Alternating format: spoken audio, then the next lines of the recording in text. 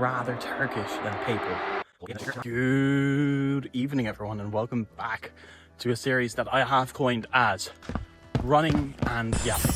Yeah, and today has been actually a really nice day because I've been able to do a bit of work and work on my thesis, and during the day it's way too hot to be outside of a place without an air conditioning unit.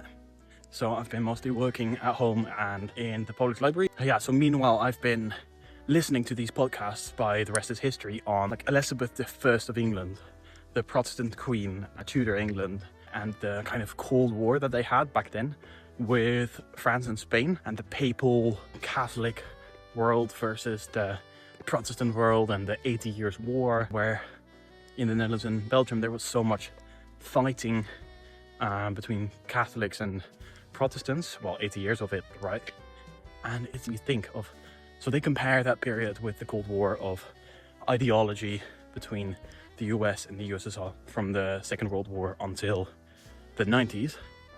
And for them, like, imagine you, for instance, an English or a Dutch Protestant from that period, and you now see some of the reactions to, for instance, the Cuenca migrant crisis, where Mette Frederiksen and Giorgia Meloni, who are the Danish and Italian prime ministers, with Giorgia Meloni being to be a right-wing Catholic Italian prime minister, and Mette Frederiksen being a Protestant Danish social democrat, and them saying that the Christian values of Europe ought to be protected, and hinting with that against the Muslim influences.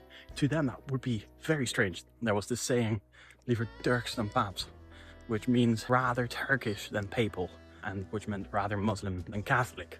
It's kind of historically interesting that then a Catholic and a Protestant, like, leader of countries which are historically Catholic and Protestant, which used to have this Cold War kind of dynamic, then turn that onto, like, saying that there's this historic perspective of Europe being a Christian continent, which is partially true, but definitely the political games around it are misleading, to say the least. It kind of speaks towards an interesting political insight that I acquired during this run.